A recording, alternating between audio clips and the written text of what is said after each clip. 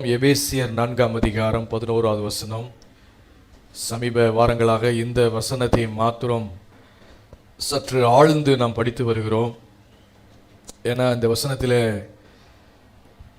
நிறைய விஷயம் அடங்கி இருக்கு. இந்த ஒரு வசனம் நம்ம நல்லா படித்தா நிறைய விஷயங்களை ரொம்ப ஆழமாக நம்ம வேலை பண்ணலாம். அதனால தான் இந்த வசனத்தை நம்ம பார்த்துட்டு வர்றோம். இந்த வசனத்தில் எவ்வளோ அடங்கி இருக்குன்றதை நான் கொஞ்சம் சொல்லிடுறேன். வாசிப்போம் ஒரு முறை. எபேசியர் 4ஆம் அதிகாரம் 11வது வசனம். மேலும் நாம் அனைவரும் தேவனுடைய குமாரனை பற்றும் விசுவாசத்திலும் அறிவிலும் ஒருமைப்பட்டவர்களாகி கிறிஸ்துவனுடைய நிறைவான வளர்ச்சியின் அளவுக்கு தக்கதாக பூரண புருஷராகும் வரைக்கும். சபையானது விசுவாசத்திலும் அறிவிலும் ஒன்றுபட்டு என்ன செய்யணும்? வளர வேண்டும். ஏன் அப்படின்னா பூரண புருஷராகணும். பூரண புருஷராகும்னா என்ன அர்த்தம் அப்படின்னா நாம முழுமை பெற்றவர்களாக மாற வேண்டும். யாரை போல? கிறிஸ்துவை போல முழுமை பெற்றவராக நாம் மாறணும். கிறிஸ்துவினுடைய நிறைவான வளர்ச்சியின் அளவுக்கு தக்கதாக பூரண புருஷராக சொல்லப்பட்டிருக்கு இல்லையா? அப்ப கிறிஸ்துவை போல ஆகும் வரை நாம வளர வேண்டுமா? பிதாவுக்கு ஒரு ஆசை என்ன அப்படின்னா கிறிஸ்துவை போல இந்த பூமியில நிறைய பேர் வாழணும். நிறைய பேர் வாழ்ந்து கிறிஸ்து எப்படி பிதாவை வெளிப்படுத்தி அவரை மகிமைப்படுத்தி வாழ்ந்தாரோ அதே போல சபையானது ரட்சிக்கப்பட்ட அவருடைய பிள்ளைகளாகிய நாமும் கிறிஸ்துவை போல பிதாவை மகிமைப்படுத்தி வாழணும். இதுதான் பிதாவுடைய ஆசையா இருக்குது, அவருடைய கனவா இருக்குது. இப்படி இருக்க மாட்டாங்களா அப்படின்னு அவர் இருக்கிறார், ஏங்கிட்டு இருக்கிறார். அப்ப கிறிஸ்துவின் நிறைவான வளர்ச்சியின் அளவுக்கு தக்கதாக நாம் எப்படி வளருவது அப்படின்னா தேவனுடைய குமாரனை பற்றும் அந்த தேவனுடைய குமாரனை பற்றிய அறிவை நம்ம முதலாவது பெறணும். அறிவை பெறணும். தேவனுடைய குமாரனை நம்ம எவ்வளவு தூரம் அறிகிறோமோ அவரை அறிய அறிய அறிய யாரை அறிகிறோம்? பிதாவை அறிகிறோம். பிதாவை அறிய அறிய அறிய அறிய நமக்குள்ள விசுவாசம் என்ன செய்கிறது? வளர்கிறது, வளர்ச்சி அடைகிறது. விசுவாசம் வளர்ச்சி அடைய நம்முடைய வாழ்க்கையில் எல்லாவற்றிலும் மாற்றங்கள் ஏற்படுகிறது. பாருங்க, அதுதான் நான் சொல்றேன். இந்த வசனத்தில் எவ்வளவு அடங்கி இருக்கு பாருங்க. விசுவாசத்துல நம்ம வளர்ச்சி அடைகிறோம். யார? பிதாவை அறிய அறிய அறிய. பிதாவை அறிகிறது குமாரன்ட்ட போறோம், குமாரனை பத்தி அறிகிறோம். அப்ப இப்படி நம்ம வளர்ச்சி அடைய அடைய அடைய நமக்குள்ள ஒரு பெரிய மாற்றங்கள் என்ன செய்யுது? உண்டாகுது. இதை போன வாரம் உங்களுக்கு சொன்னேன். தேவனுடைய குமாரனை பற்றும் விசுவாசத்திலும் அறிவிலும் நம்ம வளரணும்னா தேவன் என்ன சொன்னாரோ அதை சீரியஸா என்ன செய்யணும்? நம்ம விசுவாசிக்கணும். ஞாபகம் வருதா போன வாரம் செய்தி? சின்சியரா என்ன பண்ணணும்? அதை அவர் என்ன சொன்னாரோ அதை விசுவாசிக்கணும். பாருங்க, அதை விசுவாசி கத்துக்கணும். அப்பதான் விசுவாசத்துல நாம வளர முடியும். பாருங்க, சின்சியரா நீங்க எதை விசுவாசிக்கிறீங்களோ அதுதான் உங்க வாழ்க்கையா இருக்கும். நீங்க எதை நீங்க விசுவாசிக்கிறீங்களோ அதுதான் உங்க வாழ்க்கையா இருக்கும். மோசேயை பார்த்து ஆண்டவர் சொன்னார். உபாகமம் 33ஆம் அதிகாரம் 25வது வசனத்தை நீங்கள் வாசித்து பார்ப்பீர்களானால், உபாகமம் 33:25 பார்ப்பீர்களானால் என்ன சொல்றாரு? இரும்பும் வெண்கலமும் உன் பாதரட்சியின் கீழ் இருக்கும், உன் நாட்களுக்கு தக்கதாய் உன் பலனும் இருக்கும் என்றார். உன் நாட்களுக்கு அண்டர்லைன் பண்ணுங்க, உன் நாட்களுக்கு தக்கதாய் உன் பலனும் இருக்கும். இது ஆண்டவர் மோசே கிட்ட சொன்னது. மோசே அந்த வார்த்தையை இஸ்ரவேல் ஜனங்களை கூப்பிட்டு அவர் இந்த வார்த்தைகளை சொல்லி அவர்களை ஆசீர்வதிக்கிறார். என்ன வார்த்தை தெரியுமா? உன் நாட்களுக்கு தக்கதாய் உன் பலனும் இருக்கும். மோசே இதை சீரியஸா விசுவாசித்தாரா இல்லையா? விசுவாசித்தார். பாருங்க, அதனாலதான் 120 வயசுலையும் கூட பார்த்தீங்கன்னா அவனுடைய கண் என்ன செய்யல? இருள் அடையவும் இல்லை, அவன் பலன் குறைவும் இல்லை. அடுத்த அதிகாரத்தில் அந்த வசனம் இருக்கு பாருங்க. 34ஆம் அதிகாரம் 7ஆம் வசனத்தை பாருங்க. 34 உபாகம் 34:7. மோசே மரிக்கிற போது 120 வயதா இருந்தான். அவன் கண் எப்படி? அவனுடைய டெத் ரிப்போர்ட் எப்படி கொடுக்குறாங்க பாத்தீங்களா? யாராவது பரிசிட்டான டெத் ரிப்போர்ட் கொடுக்குறாங்க இல்லையா? எப்படி கொடுக்குறாங்க? கிட்னி ஃபெயிலியர்ல இறந்துட்டாரு, அவர் இந்த கம்ப்ளைண்ட்ல இறந்துட்டாரு, இவருக்கு இந்த ப்ராப்ளம் அதனால இறந்து, அப்படி டெத் ரிப்போர்ட் கொடுக்குறாங்க இல்லையா? ஆனா மோசேக்கு டெத் ரிப்போர்ட் எப்படி வருது? அவன் மரிக்கிற போது 120 வயசு. அவன் கண் இருளடையவும் இல்லை, அவன் பலன் குறையவும் இல்லை. நான் பாருங்க, ஒரு தேவ பிள்ளை எப்படி பேசப்பட வேண்டும் பாருங்க. அவன் கண் இருளடையவும் இல்லை, அவன் பலன் குறைவும் இல்லை. இது எப்படிங்க? இது எப்படி? மோசே ஒவ்வொரு வருஷம் பர்த்டே கொண்டாட அவன் கண் பார்வை இன்னும் தெளிவாயிட்டே இருக்குது. இன்னும் பார்த்தீங்கன்னா ஐ சைட்டு வந்து பார்த்தீங்கன்னா இன்னும் பிரைட் ஆகிட்டே இருக்குது, தெளிவு உண்டாயிட்டே இருக்குது. கண்ணு இருளடையாம பிரைட் ஆகிட்டே இருக்கான். என்ன மாதிரி பாருங்க, விசுவாசிக்கும் போது என்னவெல்லாம் நடக்குது பார்த்தீங்களா? நீங்கள் ஃபெய்த் ஆப்ரேட் பண்ண இப்படிலாம் நடக்கும். கண்ணு இருளடையாது, பலன் என்ன செய்யாது, கொன்றாது. நீங்க விசுவாசிக்கும் போது கால சூழ்நிலையே மாறுதுங்க. அதான் அர்த்தம். கால சூழ்நிலையே மாறுது. வயசு 120, ஆனா அவன் கண்ணு என்ன செய்யல, இருளடையல, பலன் என்ன செய்யல, குன்றி போகவில்லையா? நாம என்ன நினைச்சிடறோம், வயசாக கண்ணு இருளாயிரும், கூடு விழுந்து நாம வந்து என்ன பண்ணிடுவோம், பலன் குறைஞ்சிரும். அப்படிதான் நாம நினைப்போம். வயசான காலத்தில் பலன் குறைஞ்சிரும் இல்லையா, கூடு விழுந்துரும் இல்லையா, கண்ணு இருள் அடைஞ்சிரும் இல்லையா, இப்படி ஆயிரும் இல்லையா, அப்படி ஆயிரும் இல்லையா, நாம வந்து இப்படி கணக்க போட்டுட்டு இருக்கிறோம். ஆனா மோசேக்கு அவனுக்கு பலன் என்ன செய்யலையா, குறையவில்லையா? நான் கேட்கிறேன் உங்களை பார்த்து, நாம சூரியன் கீழே வாழ்றோமா இல்ல அவருடைய வார்த்தையின் கீழே நம்ம வாழ்றோமா? எத்தனை பேர் நீங்க சூரியன் கீழே வாழ்றீங்க, இல்ல கர்த்தருடைய வார்த்தையின் கீழே நீங்க வாழ்றீங்களா? நல்லா தெளிவா தான் இருக்கீங்க. சூரியன் கீழே தான் நான் இருக்கிறேன் அப்படி என்ற உணர்வோடு அந்த மென்டாலிட்டியில் வாழ்றவங்க அவங்க எப்படி இருப்பாங்க அப்படின்னா, வயசாயிருச்சுல அவ்வளவுதாங்க, எல்லாத்துக்கும் நடக்கிறது தானே, இப்படி பேசிக்கிட்டு இருப்பாங்க, இந்த பாட்டை பாடிக்கிட்டு இருப்பாங்க. சூரியன் கீழே தான் நான் வாழ்றேன் அப்படின்ற ஒரு எண்ணத்தில் இருக்கிறோம். ஆனா நான் இன்னைக்கு கர்த்தருடைய சூரியனை உண்டாக்கின அந்த நீதியின் சூரியனாம் தேவனுடைய அந்த வார்த்தையின் அடியிலே நான் இன்றைக்கு வாழ்கிறேன் அப்படின்னு அந்த நினைப்புல இருக்கிறவங்க, அந்த உணர்வுல இருப்பவங்க, அவங்க எப்படி இருப்பாங்க தெரியுமா?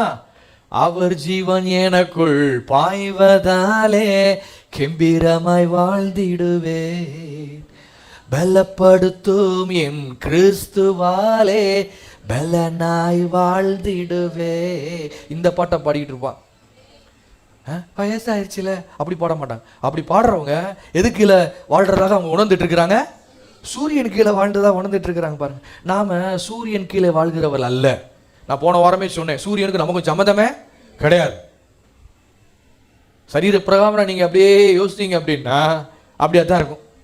அப்படித்தானே வாழ்ந்துட்டு இருக்கிறோம் அப்படின்ற மாதிரி தான் யோசிப்பாங்க. உண்மையாவே அப்படித்தான் வாழ்ந்துட்டு இருக்கிறோம். ஆனா உண்மையாகவே அதை விட உண்மை தெரியுமா, நீதியின் சூரியனாம் கர்த்தர் அவர் என்னோடு கூட இருக்கிறார். அந்த சூரியனை உண்டாக்கின ஆண்டவர் என்னோடு கூட இருக்கிறார். அவருடைய வார்த்தை வல்லமை உள்ளது. நாம எல்லாம் ஆவிக்குரியவர்கள். எத்தனை பேர் ஆவிக்குரியவர்கள்? நாம ஆவிக்குரியவர்களா இருக்கிற அப்படின்னால இன்னைக்கு நாம இயேசுவின் கீழே வாழ்கிறோம், அவருடைய வார்த்தையின் கீழே வாழ்கிறோம். நாம வந்து சூரியன் கீழே வாழ்கிறோன்ற மென்டாலிட்டி இருக்கக்கூடாது. பாருங்க, நீதியின் சூரியன் நாம் தேவனுக்கு அடியில் நம்ம என்ன செய்யறோம், வாழ்ந்துட்டு இருக்கிறோம். கவனிங்க, நம்ம சூரியன் கீழே வாழ்கிறவள் அல்ல அப்படின்னா விளக்குது. ஏதாவது நாம சூரியன் கீழே வாழ்கிறவள் அல்ல அப்படின்னு சொல்றோமே, அப்படின்னா என்ன அர்த்தம்? என்ன அர்த்தம்? யாருக்காவது ஏதாவது புலப்படுதா? இப்ப நாம் யாருங்க? இப்ப நீங்களும் பேசலாம், சரிங்களா? நம்ம யாரு, நீங்களாம் யாரு சொல்லுங்க? தேவனுடைய பிள்ளைகள். சரி, போன வாரம் நான் உங்களுக்கு நம்ம யாருன்னு உங்களுக்கு எடுத்து காமிச்சோம். நம்மளாம் யாருன்னு பார்த்தோம் இல்லையா? நாம இருளின் ராஜ்யத்திலிருந்து விடுதலையாக்கப்பட்டு அன்பின் குமாரர் ராஜ்யத்திற்கு உட்படுத்தப்பட்டிருக்கிறோம். இப்ப நீங்க யாரு? நீங்கள் நானும் யாருங்க? அவருடைய அன்பின் ராஜ்யத்திற்கு உட்படுத்தப்பட்டவர்கள். ஆமே. நாம நல்ல கவனி, நாம இந்த உலகத்துல தான் இருக்கிறோம், சரிங்களா? இந்த உலகத்துல இருந்தாலும் இந்த உலகத்துக்குரியவர்கள் அல்ல. எத்தனை பேர் இதை நம்புறீங்க? ஏன்னா நம்ம வந்து இன்னைக்கு ரட்சிக்கப்பட்டிருக்கிறோம். ஆண்டவர் நம்ம அவருடைய ரத்தத்தினாலே கழுவி மீட்டெடுத்து பிரித்தெடுத்து விட்டார், பரிசுத்தமாக்கிட்டார். எத்தனை பேர் பரிசுத்தமாக்கப்பட்டவர்கள்? பரிசுத்தமாக்கப்பட்டவர்கள் வழங்குதா? அதாவது அவருக்கென்று வாழும்படியாக பிரித்தெடுக்கப்பட்டவர்கள். To separate. விளங்குதா உங்களுக்கு? ஆண்டவர் நம்மளை பிரிச்சு அடிச்சுட்டு, அதுதான் பரிசுத்தமாக்கப்பட்டவர்கள். ஆண்டவர் அவருடைய பிள்ளைகளாய் வாழும்படியாக அவருக்கென்று வாழும்படியாக நம்ம ஆண்டவர் நாம் இந்த பிரித்தெடுக்கப்பட்டாச்சு. நாம் இந்த உலகத்தில் இருந்தாலும் உலகத்துக்குரியவர்கள் அல்ல. பாருங்க, இப்ப நாம் யாருடையவர்கள்? தேவனுடையவர்கள். தேவனுடைய அன்பினுடைய ராஜ்யத்திற்கு உட்பட்டவர்களாக நம்ம இருக்கிறோம். ஆமே. அப்ப நம்ம யாரு? வெளிச்சத்தின் பிள்ளைகளாக இருக்கிறோம் இல்லையா? வெளிச்சத்தின் பிள்ளை. எத்தனை பேர் வெளிச்சத்தின் பிள்ளைகள்? வெளிச்சத்தின் பிள்ளைனா வழங்குதா? அதுவும் போன வாரம் நான் வாசித்து காமிச்சேன். ஏசாயா 60, 19, 20. ஏசாயா 60 என்னது சொல்லு, என்னது? ஏசாயா 60, 19, 20 போன வாரம் வாசித்து காமிச்சேன். இனி சூரியன் உனக்கு வெளிச்சமாய் இராமல், வழங்குதா? அது போதும். இனி உங்களுக்கு சூரியன் வெளிச்சமாய் இராமல் கர்த்தரே உனக்கு நித்திய வெளிச்சமாய் இருப்பார். பக்கத்துல பார்த்து சொல்லுங்க. அப்ப சூரியன் நமக்கு, சூரியன் பார்த்து பிடிச்சு கையை கொடுத்து கொஞ்சம் நல்லா தட்டி சொல்லுங்க. சூரியன் நமக்கு வெளிச்சம் அல்ல. சொல்லுங்க, சூரியன் அல்ல நமக்கு வெளிச்சம். சூரியனை உண்டாக்கின கர்த்தரே நமக்கு வெளிச்சம். ஆமே. இந்த உணர்வுல நம்ம இருக்கணும். அதான் நம்ம போன வாரம் சூரியன் நமக்கு கொஞ்சம் அமந்தமே இல்லை, ஆவிக்குரிய ரீதியில நான் சொல்றேன் இதை, சரிங்களா? கர்த்தரே வெளிச்சம். எத்தனை பேர் நம்புறீங்க இதை? கர்த்தரே வெளிச்சம். நாம யாருங்க? அந்த வெளிச்சத்தின் பிள்ளைகளா இருக்கிறோம். அப்ப நாம அந்த வெளிச்சத்தின் பிள்ளைகளாய் இருக்கோம் என்று அறிவப்பட்டா மட்டும் பத்தாது, அந்த வெளிச்சத்தின் பிள்ளைகளாய் நாம் நடந்து கொள்ள வேண்டும். எப்படி நடந்து கொள்றது? நீதிமொழிகள் 6:23 சொல்கிறது. 6:23 என்ன சொல்கிறது? கட்டளையே விளக்கு, வேதமே, எல்லாம் சொல்லுங்க, கட்டளையே விளக்கு, வேதமே, வேதமே வெளிச்சம். சரி, அப்ப வேத வார்த்தை என்ன சொல்லுகிறதோ அந்த வார்த்தையின்படி நடந்து கொள்றதுதான் வெளிச்சத்தின் பிள்ளைகளாய் நடந்து கொள்றது. விளங்குதா உங்களுக்கு? வெளிச்சத்தின் பிள்ளைகள் நடந்து கொள்றது விளங்குதா? அப்ப அதனால்தான் சபையை பார்த்து எபேசியர் 5:8 பவுல் சொல்றாரு. எபேசியர் 5:8 அதுவும் எபேசியர்லாம் சொல்லப்பட்டிருக்கு. முற்காலத்தில் நீங்கள் எப்படி இருக்கீங்க? அந்தகாரமாய் இருந்தீர்கள். எபேசியர் 5:8 வாசிக்கிற முற்காலத்தில் எப்படி இருந்தோம்? அந்தகாரமாய் இருந்தீர்கள். இப்பொழுதோ, எத்தனை பேர் இப்பொழுது ரைட் நவ இப்ப என்ன ஆயிருக்கு? நமக்கு கர்த்தருக்குள் வெளிச்சமா இருக்கிறீர்கள். ஆகவே நம்ம எப்படி நடந்து கொள்ளணும்? வெளிச்சத்தின் பிள்ளைகளாய் நடந்து கொள்ளுங்கள். வெளிச்சத்தின் பிள்ளைகளாய் நடந்து கொள்ளுங்கள். இப்ப பாருங்க, இப்ப யாராவது ஒருத்தர் வாங்களே, யார் யாராவது ஒருத்தர் வாங்க, பார்த்திவன் பிரதர் வாங்க, யாராவது ஒருத்தர் வாங்க. இப்ப இவர் தான் சூரியன் வச்சுக்கங்க, பூமி. இவர் யாரு? சூரியன். சூரியன் சுத்துதா பூமி சுத்துதா? என்ன சயின்ஸ் படிச்சிருக்கீங்களா இல்லையா? எது சுத்துது? பூமி தான் சுத்துது. சூரியன்லாம் ஒன்றும் சுத்தல, சரிங்களா? பூமி தான் சுத்துது, சரிங்களா? பூமி பாருங்க, பூமி இப்படி சுத்துது, இப்படி சுத்துது, இப்படி ஒரு சுத்து சுத்தின உடனே எத்தனை நாள் கணக்கு? ஒரு நாள் கணக்கு. பாருங்க, இங்கிட்டு பகல், விளங்குதா? இங்கிட்டு இரவு, சரிங்களா? அப்புறம் பகல், இரவு பகல் ஒரு நாள், சரிங்களா? இப்ப பாருங்க, இப்ப இந்த பூமியானது இப்படியே சுத்திக்கிட்டே, சரிங்களா? இப்படியே காலமெல்லாம் இப்படியே சுத்திக்கிட்டே சுத்திக்கிட்டே சுத்திக்கிட்டே இப்படியே ஒரு சுத்து சூரியனே சுத்தி நிக்குது. இது எத்தனைது? ஒரு வருஷம். வருஷம் எத்தனை பேருக்கு பர்த்டே வருது? பிறந்தநாள் வருதா? இது என்ன அர்த்தம்? ஒரு சுத்துனா ஒரு நாள், சுத்தி சுத்தி சூரியனவே சுத்தி சுத்தி சுத்தி சுத்தி வரும்போது ஒரு வருஷம் என்ன செய்யுது? ஆயிருது. ஒரு வருஷம் நடந்துருது. வருஷம் நமக்கு பர்த்டே வருது. உட்காருங்க. இப்ப வருஷத்துக்கு ஒரு முறை பர்த்டே வருது, ரைட்டு? நான் கேட்கிறேன் உங்களை பார்த்து, நீங்க வருஷம் உங்களுக்கு வயசாயிட்டே போகுது, நீங்க வயசாயிட்டே இருக்கீங்களா இல்ல எங்க ஆயிட்டே இருக்கீங்களா? வெரி சிக்கலான கேள்வி. நீங்க பயப்படாம சொல்லுங்க, உண்மையாவே சொல்லுங்க. இப்போ உங்களுக்கு என்ன நடக்குது? ஒரு தடவை பர்த்டே வருது இல்லையா? ஒவ்வொரு பர்த்டே வரும்போது, ஒவ்வொரு தடவை உங்களுக்கு பிறந்த நாள் வரும்போது நீங்க வயசாயிட்டே இருக்கீங்களா இல்ல எங்க ஆயிட்டே இருக்கீங்களா? அதான் கேள்வி. வயசாயிட்டே இருக்கீங்க, உண்மைதான், கரெக்டு தான். வயசாயிட்டு இருக்கீங்க, வயசாயிட்டே தான் போறோம் இல்லையா? அதாவது ஒவ்வொரு இயற்கும் பார்த்தீங்கன்னா அந்த காலத்துக்கு தகுந்தது போல அந்த காலத்தினுடைய எஃபெக்ட் வெளியே என்ன செய்யுது? தெரியுதா தெரியலையா? உண்மை அப்படித்தானே? இப்ப சூரியனை சுத்தி வர்றோம், சரிங்களா? அது அப்படி அந்த காலத்தினுடைய அந்தந்த ஒவ்வொரு ஏஜுக்கும் பார்த்தீங்கன்னா அந்த காலத்தினுடைய எஃபெக்ட் வெளியே தெரியுதா இல்லையா? தெரியுது. இப்போ புரியும்படியா இன்னொன்று சொல்லனா எப்படி சொல்லலாம்? ஒரு வாழைப்பழத்தை எடுத்துக்கங்க, கடையில் போய் வாங்குறீங்க. வாழைப்பழம் என்ன கலர் சொல்லுங்க? மஞ்சள் கலர். சரி, மஞ்சள் கலர் வாழைப்பழத்தை வாங்கி வீட்டுக்கு வரீங்க, வச்சு நீங்கள் டேபிளில் வச்சுருக்கீங்க, சாப்பிடுவோன்ட்டு.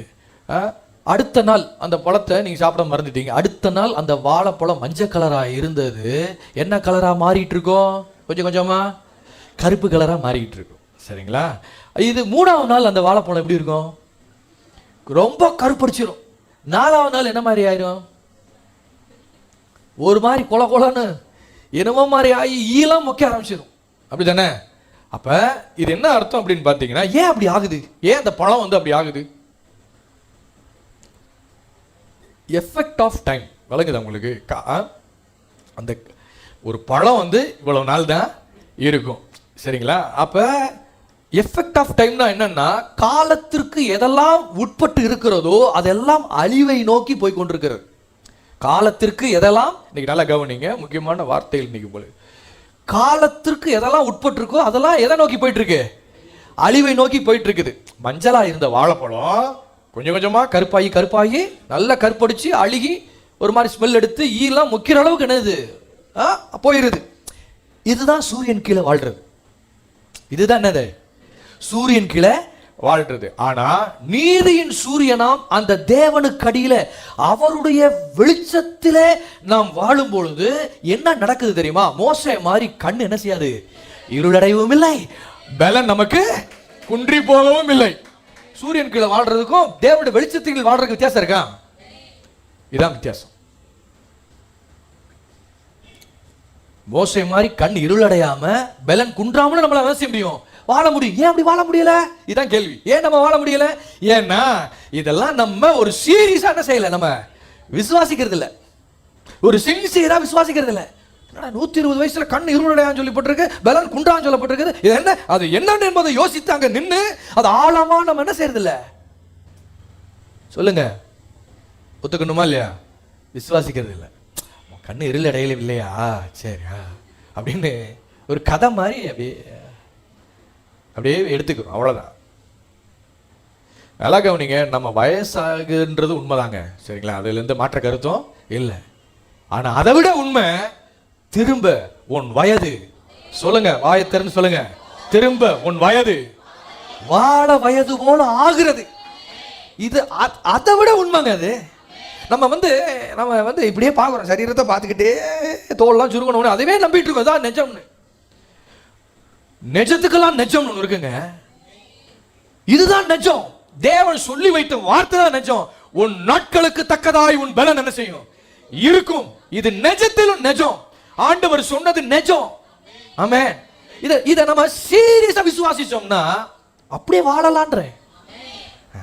அப்படின்னா அப்படிதான் இருக்கான். அது கேட்டகரி வேற. சங்கீதம் 103 வாசிக்கிறோம், நாம் நோயெல்லாம் குணமாக்கி நம் பிராணனை அழிவுக்கு விலக்கி மீட்கிறாராங்க. அதனாலதான் நீங்க பாட்டெல்லாம் அப்படிதான் பாடணும். நம்ம பிராணனை கர்த்தர் நல்லவர் என்பதை நித்தம் பிராணனை அழிவுக்கு விலக்கி மீட்பவர் காப்பவராக இருக்கிறார். சங்கீதம் 103 அப்படித்தானே வாசிக்கிறோம். நம் நோயெல்லாம் குணமாக்கி நம் பிராணனை அழிவுக்கு விலக்கி என்ன செய்ய, எல்லாம் சொல்லுங்க, அழிவுக்கு விலக்கி மீட்கிறார். எத்தனை பேர் உண்மைன்றீங்க? எத்தனை முறை அழிவுக்கு நம்மளை மீட்டு இருக்கிறார் இல்லையா? நம்ம பிராணனை, நம்முடைய ஜீவனை, நம்முடைய சரீரத்தை ஆண்டவர் எவ்வளவு தூரம் நம்மளை பாதுகாக்கிறவரா இருக்கிறார் பாருங்க. ஏன் இப்படி பாதுகாக்கிறார்? நம்ம நல்லா இருக்கணும் அவர் விரும்புறாருங்க. நம்ம மூலமா நிறைய விஷயங்கள் நடக்கணும் அவர் விரும்புறாரு. இதை நம்ம சீரியஸா விசுவாசிக்கிறோமா? நம்மளுடைய பிராணனை அழிவுக்கு விலக்கி மீட்கிறவரா இருக்கிறார் கர்த்தர்னு சொல்லி இதை நம்ம சீரியஸா விசுவாசிக்கிறோமா? அதான் மெயின் பாருங்க. சங்கீதம் ஒண்ணு இல்ல, சங்கீதம் 92:15 என்ன சொல்லுகிறது? சங்கீதம் 92:15, அவர்கள் முதிர் வயதிலும் கனிதந்து காஞ்சி போயிடுவார்களா? என்னங்க சொல்லுங்க, அவர்கள் முதிர் வயதிலும் கனிதந்து புஷ்டியும் பசுமையுமா இருப்பார்கள். புஷ்டி எல்லாம் சொல்லுங்க, புஷ்டி அடிச்சு இடிச்சு சொல்லுங்கம்மா பக்கத்துல. புஷ்டிங்க நம்மளை பார்த்து என்ன சொல்ல முடியும் வார்த்தை? புஷ்டி, பசுமை. ஆமா, வர வர பியூட்டி ஆக்டிவே தான் போவோம் நம்ம. அப்படிதான் வசனம் சொல்லுது. ஆமா, இதுல குறைஞ்சி வச்சு பாருங்க. வயசானாலும் எப்படி இருப்பார்களாங்க? சொல்லுங்க, வயசானாலும் எப்படி இருப்பாங்க? வயசாக உண்மைதாங்க, அதெல்லாம் மறுப்பு தெரிவிக்கல. வயசானாலும் எப்படி இருப்பாங்க? முதிர் வயதிலும் முதிர் வயது ஆகுமா? ஆகும், உண்மைதான், அது எந்த மாற்று கருத்து இல்ல. இது யாரும் ஒன்றும் இதெல்லாம் பண்ண முடியாது. ஆனா முதிர் வயதுல அவங்க எப்படி இருப்பாங்களா தோற்றம்? கனிதந்து சொல்லுங்க, கனிதந்து புஷ்டியும் பசுமையுமா இருப்பாரு. இத சீரியஸா விசுவாசிச்சோம்னா அப்படியே நம்ம வாழலாம்ன்றேன் நான். ஆமே, அப்படியே வாழலாம். இன்னைக்கு என்ன சொல்றேன்னா, நீங்க விசுவாசிச்சீங்கன்னா காலத்து நேரத்தை எல்லாத்தையும் மாத்தி அமைக்கலாம்ன்றேன் நான். மாத்தி அமைக்கலாம். நீங்க தான், உங்க கையில தான் இருக்கு எல்லாமே. நீங்களே பிக்ஸ் பண்ணலாம். அவ்வளவு அதிகாரத்தையும் வல்லமையும் ஆண்டவர் உங்க கையில கொடுத்திருக்கிறார். எத்தனை பேர் விசுவாசிக்கிறீங்க? சூரியன் கீழே தான் நம்ம வாழ்றோம் அப்படின்னு நீங்க நினைச்சு வாழ்ந்தீங்கன்னா, பழம் எப்படி கருப்பாயி கருப்பாயி கருப்பாயி அழுகி நாற்றமெடுத்தி மூச்சு போகுதோ அந்த மாதிரி ஆயிரும். அப்புறம் அந்த காலத்தினுடைய எஃபெக்ட் வெளியே என்ன செய்யும் தெரியும். எப்படி? எங்க? அந்த சூரியன் கீழே தான் நான் வாழ்றேன். அந்த மென்டாலிட்டியில வாழ்றவர்களுக்கு அந்த காலத்தினுடைய சுத்தி சுத்தி வருது பாத்தீங்களா, ஒவ்வொரு பர்த்டே கொண்டாட கொண்டாட கொண்டாட அந்த எஃபெக்ட் வெளியே தெரியும் பாருங்க. ஆனா விசுவாசத்தில் நீங்களும் நானும் வாழ்ந்தோம் அப்படின்னா, உங்களை பார்த்து நான் சொல்லுவேன், நீங்கள் விசுவாசத்தில் நீங்கள் வாழ்வீர்கள் என்று சொன்னால் காலத்தையே நீங்க மாத்தி அமைக்கலாம்ன்றேன் நான். காலத்தையே மாத்தி அமைக்கலாம். காட் கைண்ட் ஆஃப் நீங்க ஃபெய்த் உங்களுக்குள்ள வந்துரும். தேவ ரகமான விசுவாசம் உங்களுக்குள்ள வந்துரும். தேவ ரகமான விசுவாசத்தை நீங்க ஆபரேட் பண்ண the God kind of faith நீங்க ஆபரேட் பண்ண எப்படின்னா, காலம் நேரம் எல்லாத்தையும் உங்களுக்குள்ள இருக்கிற அந்த விசுவாசம் அதை மேற்கொண்டுன்றேன் நான். மேற்கொண்டுரும்.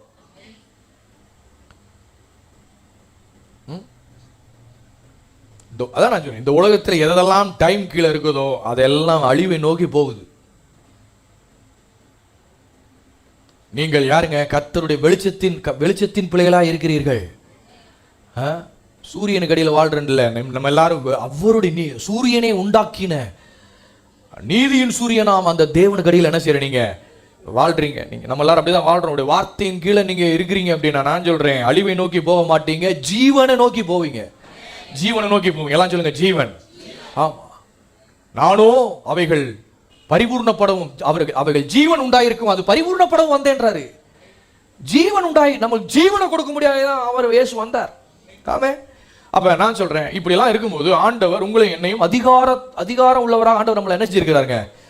அதிகாரத்தை கொடுத்திருக்கிறார். அதிகாரம் உள்ளவராக ஆண்டவர் நம்மளை படைத்திருக்கிறார். இப்ப நான் சொல்றேன், சூரியன், சந்திரன், நட்சத்திரங்கள் அவர் உண்டாக்கின எல்லாவற்றுக்கும் மீதான அதிகாரத்தை மனுஷனுக்கு கொடுத்திருக்கிறார். எத்தனை பேர் நம்புறீங்க?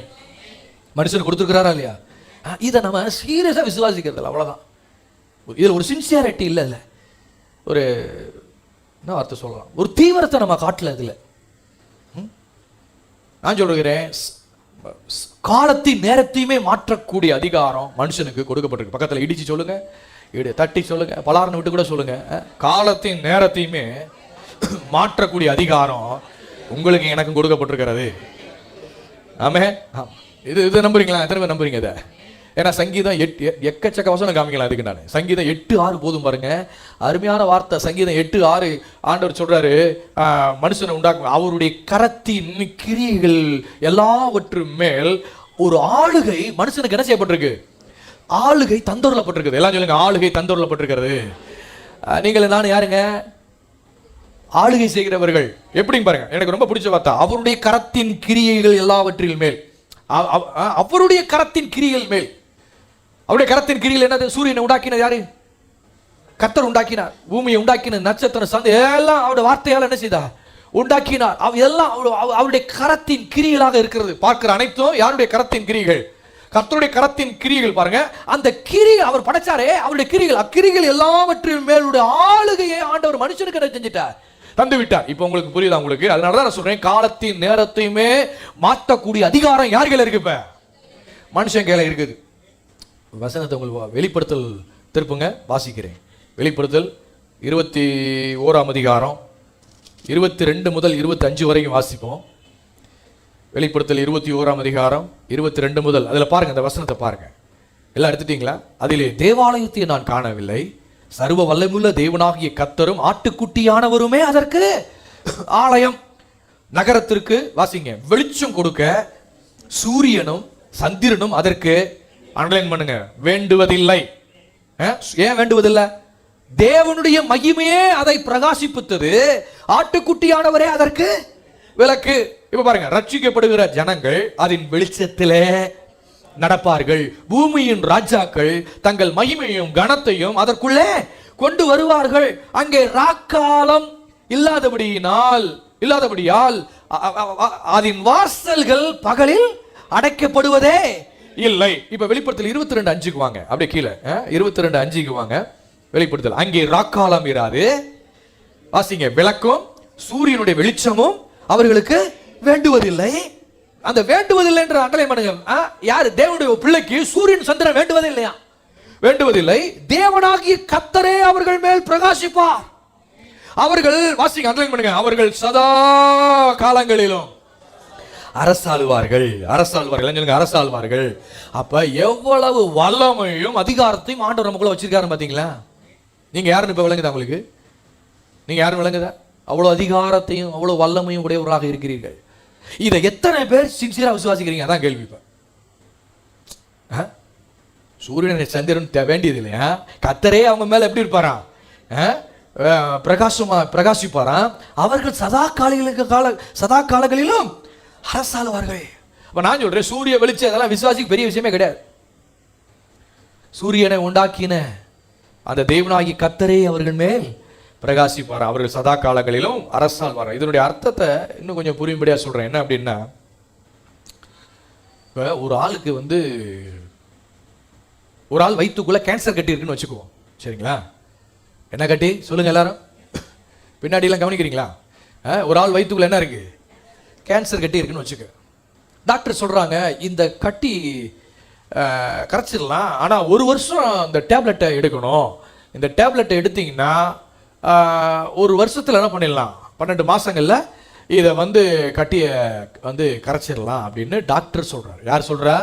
டாக்டர் சொல்ற. எத்தனை வருஷம் சொல்றாரு? டாக்டர் எப்படி ஃபிக்ஸ் பண்றாரு? அதை இவ்வளவு கோர்ஸ் இந்த டேப்லெட் இதை நீங்க முடிச்சீங்க அப்படின்னா 1 வருஷத்துல இந்த கட்டியை கரைச்சிடலாம் அப்படின்னு நேச்சுரலாவே 1 வருஷம் ஆகும்னு சொல்றாரு. இப்ப நீங்க யாராவது ஒருத்தர் என்ன பண்றீங்க, இந்த மாதிரி கேள்விப்படுறீங்க, இந்த மாதிரி அந்த ஆள் வயிற்றுக்குள்ள கேன்சர் கட்டி இருக்குன்னு கேள்விப்படுறீங்க. நீ கேள்விப்பட்டு நீங்க கர்த்தருடைய பிள்ளையா இருக்கிற அப்படின்னால நீங்க என்ன பண்றீங்க, அவங்கள பார்த்து மீட் பண்ணி ஜெபம் பண்றீங்க. என்ன ஜெபம் பண்ணுவீங்க?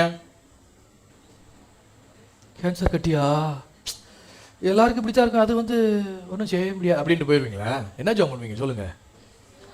இயேசுவின் நாமத்தினாலே கேன்சர் கட்டி உன்னை பார்த்து நான் பேசுகிறேன், நீ ஆயத்திரன்னு சொல்லுங்க, பட்டு போவாயாக அப்படின்னு பேசிட்டு வந்துடுறீங்க. சரிங்களா?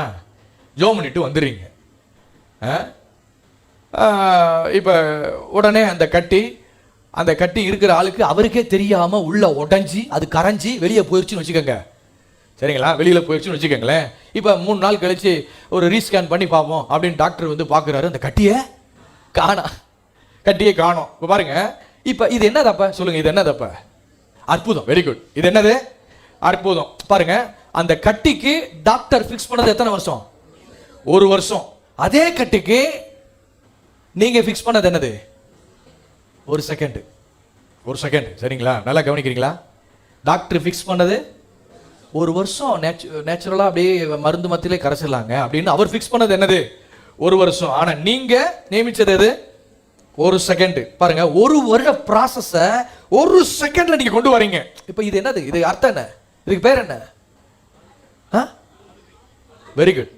காலத்தையும் நேரத்தையுமே மாற்றக்கூடிய ஒரு அதிகாரம், வல்லமை ஒரு தேவ பிள்ளைகளாகிய உங்களுக்கு கொடுக்கப்பட்டிருக்கிறது. விளங்கிட்டீங்களா? உங்களுக்கு 1 வருஷம் மேட்டரை 1 செகண்ட்ல கொண்டு வரீங்க. காலத்தின் நேரத்தையும் என்ன பண்றீங்க? நீங்க மாத்தி அமைக்கிறீங்க, மிச்சம் பண்றீங்க. அப்ப நான் சூரியன் கீழே தானே நம்ம வாழ்றேன் அப்படின்ற மென்டாலிட்டி இருப்பவங்க இந்த பவரை யூஸ் பண்ண மாட்டாங்க. அவங்களுக்கு கொடுக்கப்பட்டுள்ள இந்த அதிகாரத்தை என்ன செய்ய மாட்டாங்க? யூஸ் பண்ண மாட்டாங்க. நான் சூரியன் கீழே தான் நம்ம வாழ்றேன்ற மென்டாலிட்டியில் இருப்பவங்க இந்த ஆண்டவர் அவங்களுக்கு கொடுத்த வல்லமை என்ன பண்ண முடியாது, அவங்களால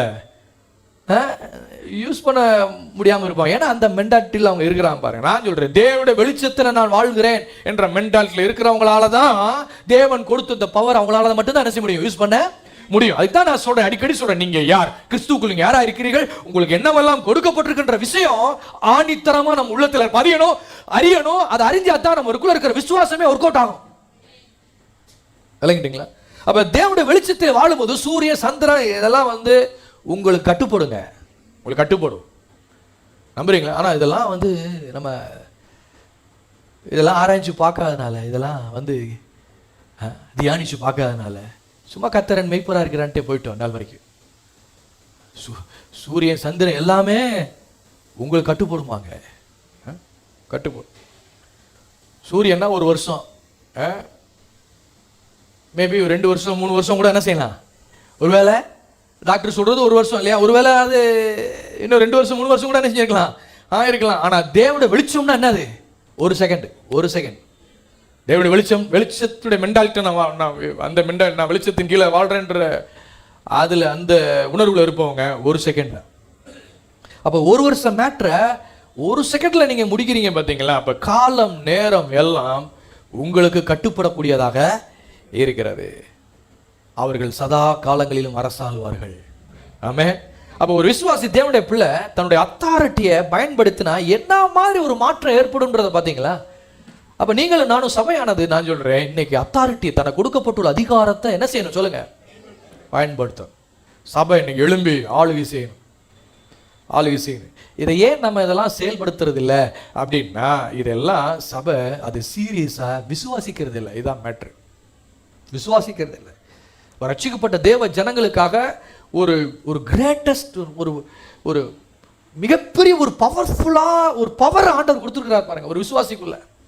ஆனா நாம எனக்குள்ள இவ்வளவு வல்லமை இருக்கான்றத நம்ம சந்தேகம் தான் பண்றோமே ஒழிய, நாம தேவன் அதெல்லாம் கொடுத்துருக்கிறாரு, இது எப்பேற்பட்ட உடையவனா நான் இருக்கிறேன்றதை நம்ம என்ன செய்யறதில்ல, விசுவாசிக்கல பாருங்க. அதனாலதான் நான் அடிக்கடி சொல்லி ஒரு இந்த விசுவாசத்துல வளரணும். நம்ம யாருன்னு முதல்ல அறியணும். அறிய நமக்குள்ள என்ன வருது, விசுவாசம் வரணும். எவ்வளவு தூரம் அறிகிறோமோ அவ்வளவு தூரம் விசுவாசம் என்ன செய்யுது, வளர்கிறது. அதனாலதான் ஒவ்வொரு பிரசங்கத்திலும் நம்ம அறிய வேண்டியது இருக்கு பாருங்க. நம்ம யாருன்னு நம்ம அறிய வேண்டியிருக்கு. அப்பதான் விசுவாசத்துல வளர முடியும். கிறிஸ்துவ பண்றாருங்க. காலத்தை நேரத்தை எல்லாத்தையும் அவர் ஃபிக்ஸ் பண்றாங்க.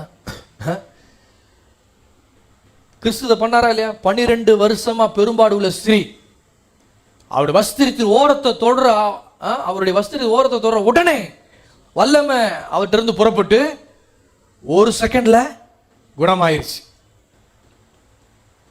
12 வருஷமா பாடுபட்டு இருக்கவ ஒரு செகண்ட்ல எப்படி ஆயிட்ட, குணமாயிட்ட.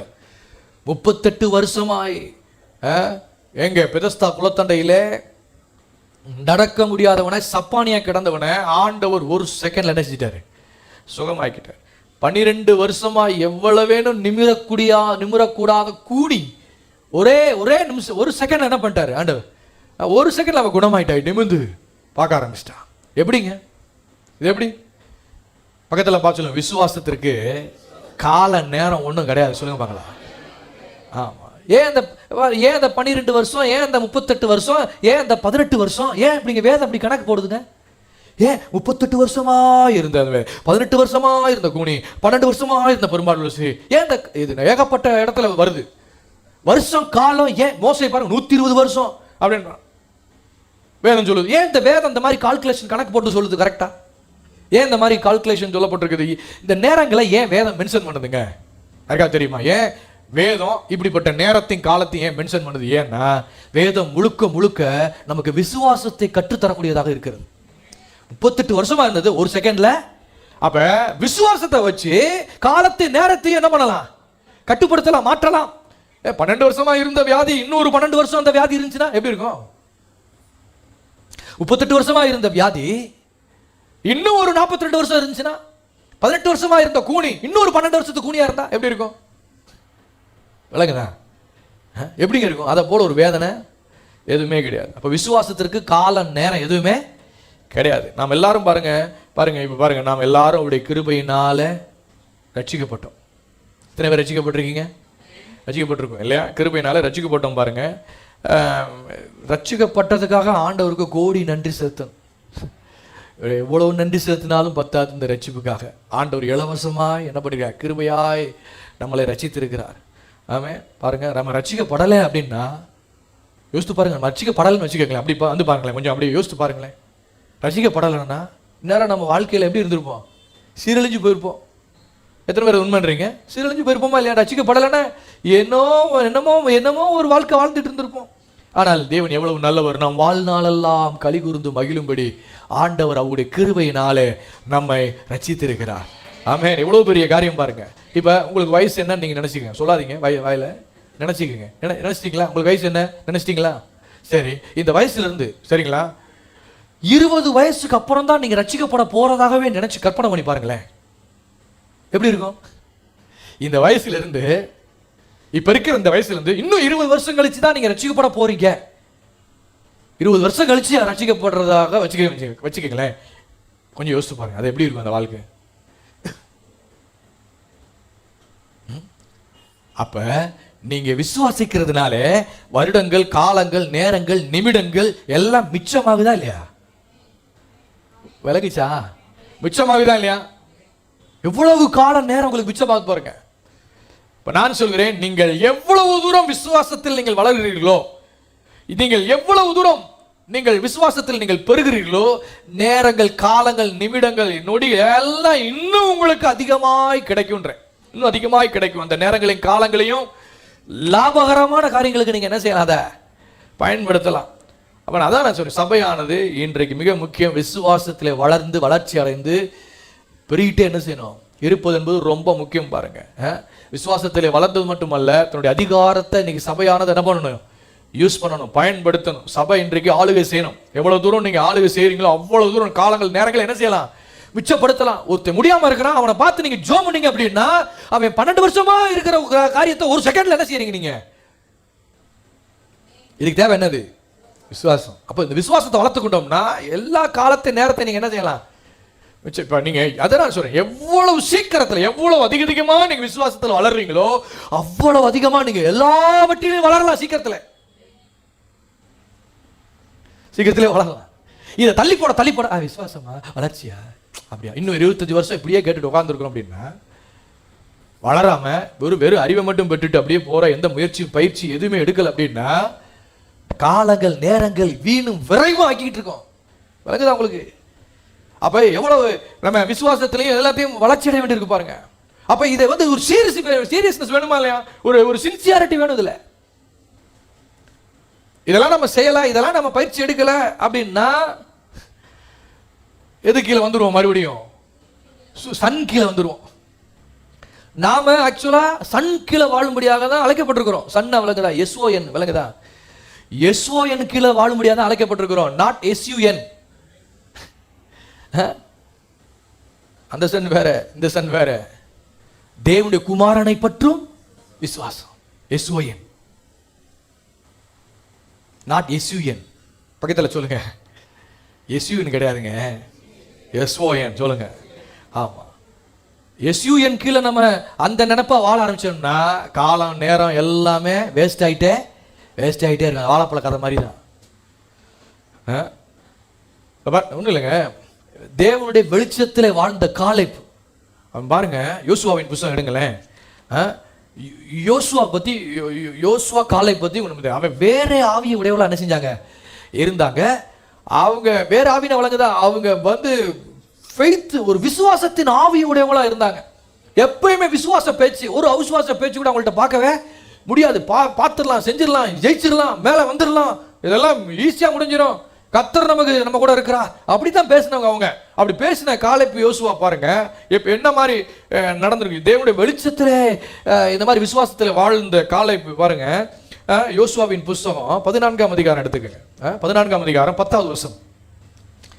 எல்லாம் எடுத்துட்டீங்களா? யோசுவாவின் புஸ்தகம் 14ஆம் அதிகாரம் 10வது வசனத்தை பார்த்தீங்கன்னா, அவர் சொல்றாரு, அதை வாசிச்சுட்டு இந்த கீழ்ப்பகுதியில் சொல்றாரு, இப்போது 45 வருஷம் ஆயிற்று, இதோ இன்று நான் 85 வயதுள்ளவன் அப்படின்றாரு. மோசே என்னை அனுப்புகிற நாளில் எனக்கு இருந்த அந்த பலன், எனக்கு இருந்த அந்த பலன் இந்நாள் வரைக்கும் எனக்கு இருக்கிறது. எப்படி? யுத்தத்திற்கு போக்குவரத்துமா இருக்கிறதுக்கு அப்பொழுது எனக்கு இருந்த பலன் இப்பொழுதும் எனக்கு இருக்கிறது. ஆகியால் கர்த்தர் அந்நாளில் எனக்கு சொன்ன இந்த மலை நாட்டை எனக்கு தாரும். என்ன மாதிரி வார்த்தை பாருங்க, நல்ல கவனிங்க. 40 வயசுல இருந்த அதே பலன் இந்நாள் வரைக்கும் எனக்கு இருக்கிறது அப்படின்னு சொல்லி எத்தனை வயசுல சொல்றாருங்க? என்னங்க, எத்தனை வயசுல சொல்றாரு? 85 வயசுல என்ன வார்த்தை பேசுறாரு? 40 வயசுல இருந்த அதே பலன். என்னது 40? 7ஆம் வசனத்துல வாசித்தீங்கன்னா அந்த வயசு சொல்ற, எனக்கு அப்ப 40 வயதா இருந்ததுன்றாரு. விளங்குதா உங்களுக்கு? கணக்கு வேதம் கரெக்டா சொல்லுது பாருங்க. 40 வயசுல இருந்த அதே பலன் இந்நாள் வரைக்கும் எனக்கு இருக்கிறது. 40 வயசுல நான் எப்படி யுத்தத்துக்கு நான் போக்குவரத்துமா இருந்தேனோ, யுத்தம் செய்வதற்கு வேண்டிய அந்த பலன் எப்படி இருந்ததோ, அதே பலன் 85 வயசு ஆனாலும் எனக்கு அதே பலன் எனக்கு இன்னும் என்ன செய்யுது, எனக்கு இருக்குது. ஆகவே அந்த மலை நாட்டை தாரும் என்று கஷ்டமான கடினமான ஒரு காரியத்தை கேட்டு பெற்றுக் கொள்கிறோம் ஆண்டவர்கிட்ட. அந்த மலை நாட்டில் தான் ஏகப்பட்ட இந்த நிறைய ஏனோக்கியர்கள் எல்லாருமே அங்கதான் இருக்கிறாங்க. எபூசியர் அது இது நிறைய பேர் பிரச்சனைக்குரியவங்களும் அங்கதான் இருக்கிறாங்க. எத்தனை பிரச்சனைக்குரியவர்கள் இருந்தாலும் பரவாயில்ல, நான் யுத்தம் செய்யக்கூடிய பலன் எனக்கு இன்னைக்கு என்ன செய்யுது இருக்குது, நான் எல்லாவற்றையும் நான் பார்த்துருவேன் அப்படின்னு சொல்லி சொல்லக்கூடிய அளவுக்கு, ஒரு கடினமான காரியத்தை கேட்டு வாங்கி சுதந்திரிக்கக்கூடிய அளவுக்கு அவன் பேசுறான் பாருங்க. என்ன மாதிரி வார்த்தை பாருங்க. 85 வயசுல அவன் பேசுற வார்த்தையை பார்த்தீங்களா? இதெல்லாம் எப்படிங்க, இதெல்லாம் எப்படி? 85 வயசுல ஒரு ஆளு 40 வயசுல இருக்கிற எனக்கு இருந்த அந்த பலன் இன்னைக்கு என்ன செய்யுது எனக்கு இருக்கிறதுன்னு சொல்றாரு. எப்படிங்க? அவனுக்குள்ள இருக்கிற அந்த விசுவாசம் அவனை கிழவனா விடல. பாத்தீங்களா?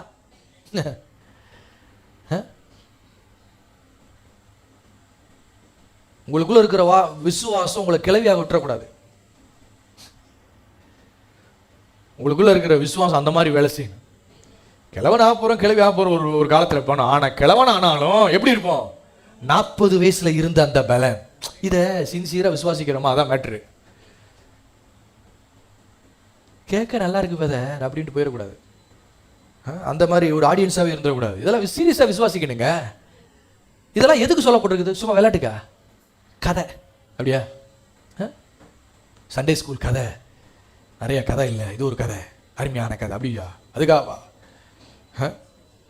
காலேபுக்குள்ள இருக்கிற விசுவாசம் அவனை கிழவனாக விடல பாருங்க. 85 வயசு உண்மைதாங்க, வயசுல எதுவும் இல்லை, வயசு உண்மைதான். ஆனா 85 வயசுல அவன் சொல்ற மேட்டரை பார்த்தீங்களா? 40 வயசுல இருந்த பலன் இன்னும் எனக்கு என்ன செய்யுது இருக்கு அப்படின்றான். சபை ஜனங்கள்னா இப்படிதான் வாழணும், பிதா விரும்புறாரு. ஒரு ஆமேன் வரல பார்த்தீங்களா? இதில் இன்னைக்கு விசுவாசிச்சு என்னைக்கு இப்படி நடக்கிற மாதிரி உட்காந்துருக்கோம். காலேபுடைய விசுவாச வாழ்க்கை 45 வருஷத்தை குறைச்சு காமிக்குதுங்க. விசுவாசம் எப்படி 45 வருஷத்தை எப்படி காமிக்குது? குறைச்சி காமிக்க உடல வேலை பண்ணியிருக்கு பாருங்க. வேதத்தில் பலரும் இப்படி சொல்ல முடியும்.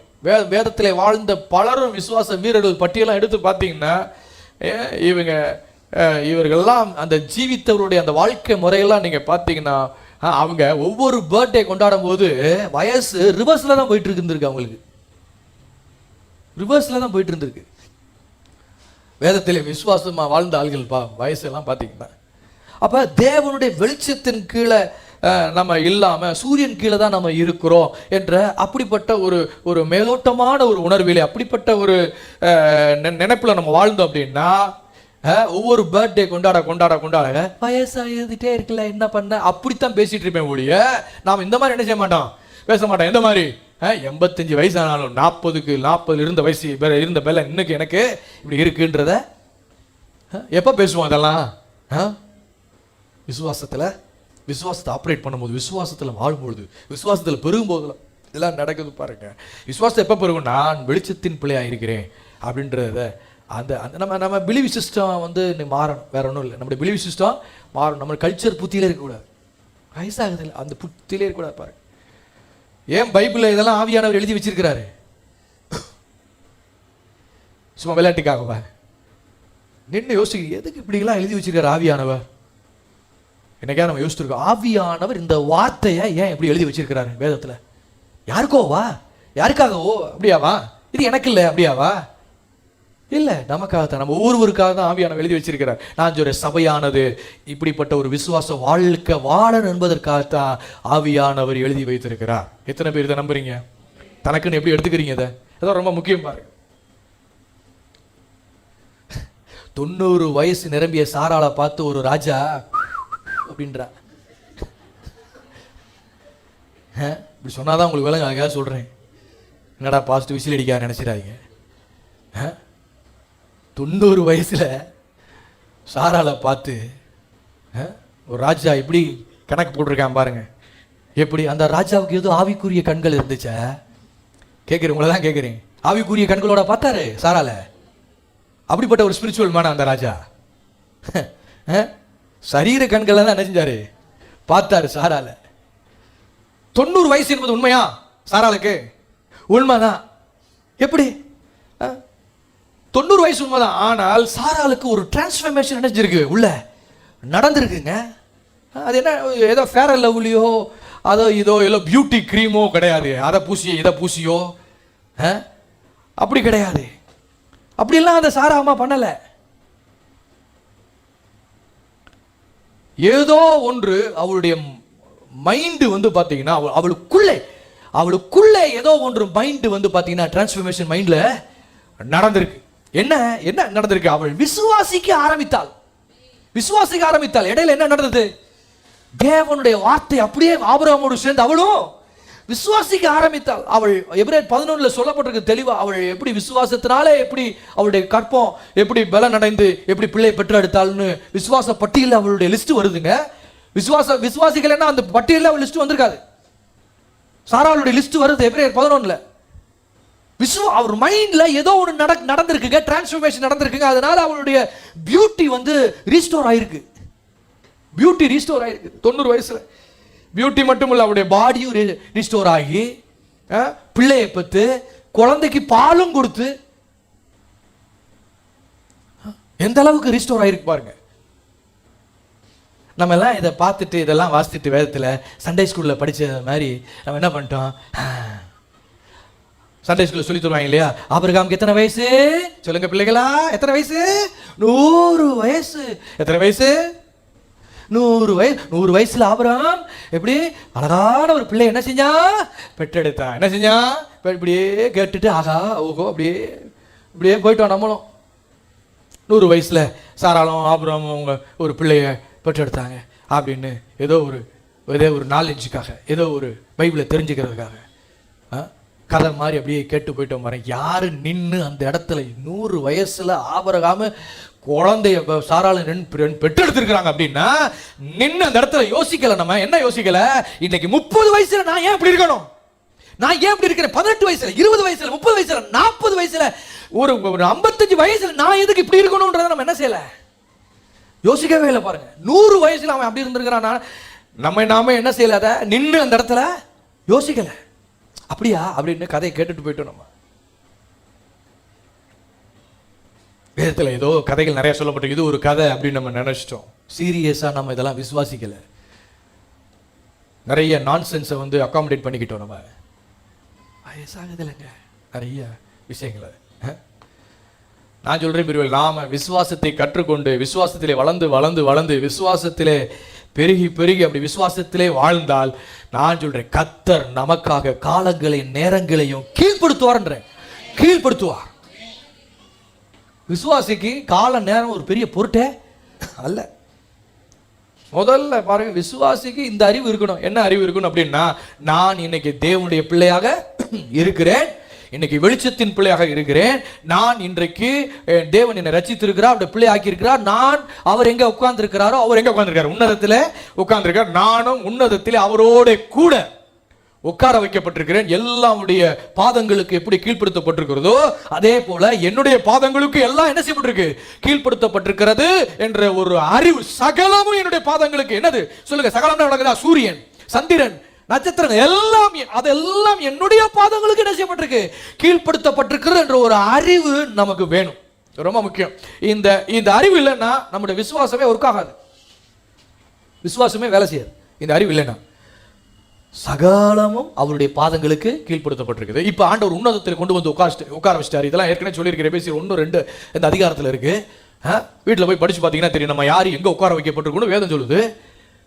அப்ப எல்லாமே என்னுடைய பாதங்கள் கீழ்பட்டு இருக்குது. சங்கீதம் 8:6 போதும் இல்லையா? அவருடைய கரத்தின் கிரியல் மேல ஆண்டவர் ஆளுகை என்ன பண்ணிருக்கிறார்? மனுஷனுக்கு கொடுத்திருக்கிறார். இதை விட வேற என்ன வேணும் சொல்லுங்க? அப்ப காலத்தின் நேரத்தை யாருடைய கட்டுப்பாட்டுக்குள் ஆண்டவர் கொண்டு வந்திருக்கிறார்? மனுஷங்களுடைய கட்டுப்பாட்டுக்குள் ஆண்டவர் கொண்டு வந்திருக்கிறார். அப்ப நான் அதனாலதான் சபையானது விசுவாசத்திலும் அறிவிலும் வளரணும்னு எபேசியர் 4:11 சொல்லுது நமக்கு. விசுவாசி அறிவில் வளரணும். அறிவில்லாமையினால் தான் நம்ம நிறைய விஷயங்களை சங்காரமாகிறோம். இதில் ஒத்துக்கணும் பாருங்க. அறிவில்லாமையால் தான் நிறைய விஷயங்கள் நம்ம என் ஜனங்கள் அறிவில்லாமையால் சங்காரமாறல் அப்படின்றார் பாருங்க. எத்தனை பேருக்கு நேரம் அதிகமாக தேவை? ஏதாவது கையை ஓய்த்தனம் வில்லங்கமாகி போயுமோ? உங்களை நிப்பாட்டிங்க வச்சு ஏதாவது கேள்வி கேட்டு விடணுமோ? பட்டிமன்றம் நடத்திடுமோ அப்படிலாம் யோசிக்காதீங்க நீங்கள், சரிங்களா? ஃப்ரீயாக விடுதலையாக நீங்கள் பிரசங்கம் கேட்கலாம். உங்களுக்கு யாரும் எதுலேயும் வம்புல மாட்டி விட போகிறது இல்லை. விடுதலை எத்தனை பேர் விடுதலை கேட்குறீங்க? சரி, உங்களுக்கு நேரம் எத்தனை பேருக்கு அதிகமாக தேவை? அதிகமாக தேவை தானே? உண்மை தானா? ஓகே, சரி. இப்போ நான் சொல்கிறேன், நேரம் உங்களுக்கு அதிகமாக தேவைன்னா நீங்கள் தேவனோடு கூட உங்கள் நேரத்தை செலவு செய்தால் நேரம் உங்களுக்கு அதிகம் கிடைக்கும். எத்தனை பேர் நம்புறீங்க இதை? நீங்கள் தேவனோடு கூட நேரத்தை செலவழிச்சா நேரம் உங்களுக்கு அதிகம் கிடைக்கும். இதான் ரொம்ப சிம்பிள். மற்றவங்களுக்கு இருக்கிற அதே 24 hours தான் உங்களுக்கும், ஆனால் உங்களுக்கு அதிக நேரம் கிடைச்சது போல ஆயிரும். அதிக நேரம் கிடைச்சது போல ஆயிரும். அதே 24 hours தாங்க, அதில் எந்த வித மாற்றமே இல்லை. ஆனால் அதிக நேரம் உங்களுக்கு கிடைச்சது மாதிரி ஆயிரும். எப்ப? தேவனோடு கூட நேரத்தை செலவழிக்க அதிக நேரம் உங்களுக்கு கிடைக்கும்.